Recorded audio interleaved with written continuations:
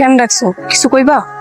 মা বলছিল বাসার সব কাজকর্ম বন্ধ হয়ে যাচ্ছে, তোমাকে ফিরে যেতে হবে। ও বাবাকে মা ম্যানেজ করবে, আর আমি তোমাকে নিয়ে যেতে এসেছি। চলো। কিন্তু আমি তো যাবো না। কেন? এমনি যাবো না। যে বাড়ি থেকে একবার অপমান হওয়ার পর বাইরে গেছি, ওই বাড়িতে আমি দ্বিতীয়বার পা রাখুন না। তোমাকে আর আমি অপমান করবো না, আর তাছাড়া তুমি যদি উল্টাপাল্টা কিছু না করো তাহলে তো আর কোনো সমস্যা হবে না। কিন্তু সমস্যা তো এক জায়গায় রয়েই যায়। কি সমস্যা? আগে তুমি কও, তুমি কিছু মনে করবে না তো? কিছু মনে করবো না, বলো। আমি না কেন জানি তোমার পাশে অন্য কোনো মেয়ে সহ্য করতে পারি না। মানে তুমি যে মেয়ের লোকে প্রেম করো, আমার কেন যেন ওর উপর হিংসা লাগে। যদিও আমি জানি আমার হিংসা করার কিছু না, কিন্তু আমি না মানতে পারি না।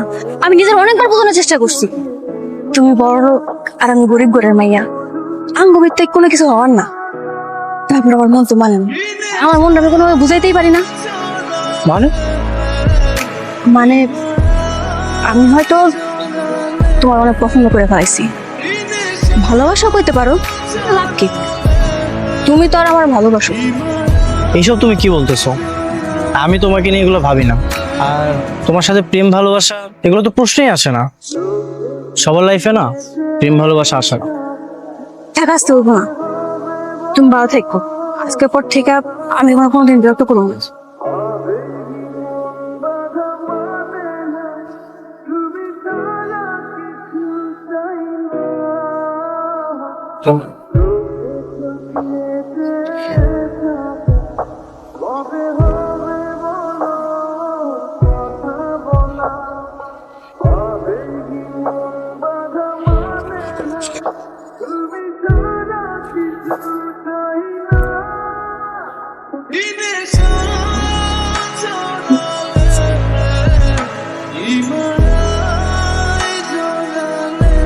আল্লাহ আমার একমাত্র ছেলের এমন পরিণতি করবে কোনোদিন ভাবেনি।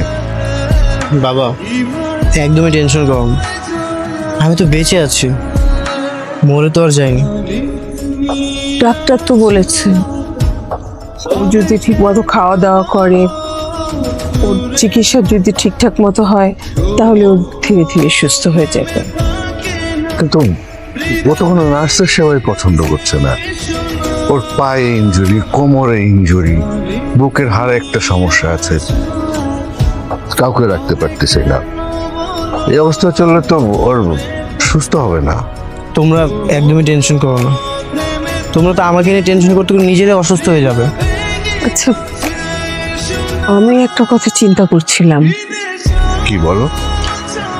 মানে এই যে শাপলা, হ্যাঁ, শাপলা তোর বন্ধু, ও যদি আসতো আর ও সবকিছু ঠিকঠাক মতো গুছিয়ে নিতে পারতো, একাধারে ঘরের কাজ আর ওর সেবা যত্ন, ও সবকিছু একসাথে করতে পারতো। মা, ও আসবে না। আমি বললেও না করবে না, এটা ঠিক।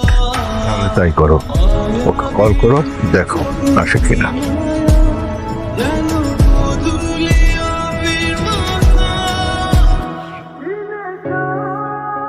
হ্যালো, আমি তোমার আন্টি, মানে নেহালের মা। আন্টি কেমন আছেন? আর আমার থাকা মা, নেহালের অ্যাক্সিডেন্টের পর সবকিছু এলোমেলো হয়ে গেছে। কি? নেহাল অ্যাক্সিডেন্ট করছে মানে? কবে? এই তো 15 দিন হবে। ওর পা দুটো কিছু হয়ে গেছে মা, করতে পারছে না। তুমি কি একটু আসবে আমার এখানে? আমি সংসার আর নেহালকে নিয়ে একেবারে হিমশিম খাচ্ছি। জি আন্টি, আমি আইতাছি। আচ্ছা, ঠিক আছে। আসবে? হ্যাঁ, তাই তো বললো, এক্ষুনি আসছে। আসলে তো ভালোই হবে। আচ্ছা তাহলে আমি অফিসে গেলাম, তুমি ওর দিকে একটু খেয়াল রেখো।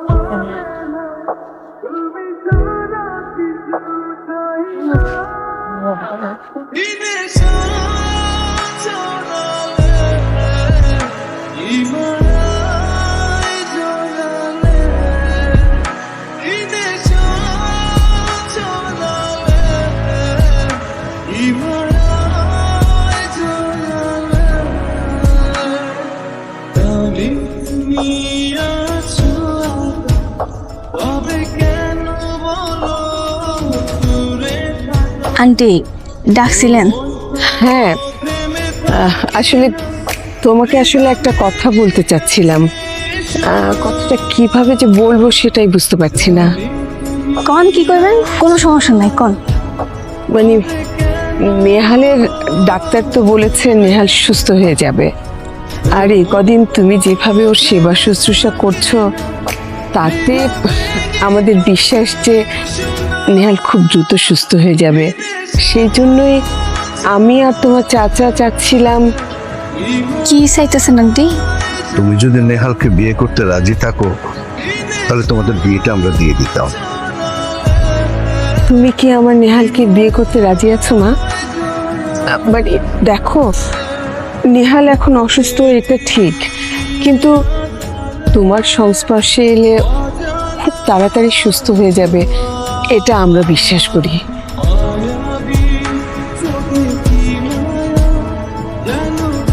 ঠিক আছে আন্টি, আমার সেবা যত্ন পাইলে যদি ওই তাড়াতাড়ি সুস্থ হয়ে যায় আমি রাজি হব না কেন? আমি রাজি, আমার কোনো আপত্তি নেই। কিন্তু আমার আপত্তি আছে।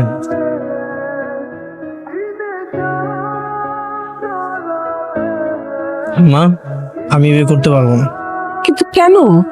আমি যখন সুস্থ ছিলাম তখনই ও আমাকে ওর ভালোবাসার কথা বলেছে, কিন্তু আমি রাজি হইনি, ওকে ফিরিয়ে দিয়েছিলাম। কিন্তু আজ আমার যে অবস্থা, এই অবস্থায় ওকে যদি আমি বিয়ে করি তাহলে ওকে ঠকানো হবে। কেন ঠকানো হইব কেন? আমি চাই না কেউ আমাকে করুণা করে বিয়ে করুক। আমি তোমার করুণা করতেছি না, আমি তোমার ভালোবাসি দেখেই তো বিয়ে করতে রাজি হয়েছি। আন্টি, আপনি বিয়ে ব্যবস্থাটা করেন। কিন্তু কোনো কিন্তু না, আমি যাই কইছি ওইটাই, তুমি চুপ করে বের হও। আন্টি, আপনি বিয়ের ব্যবস্থা করেন। ঠিক আছে চলো, তোমার ওষুধটা খাই লইবা। লয়ে যাই।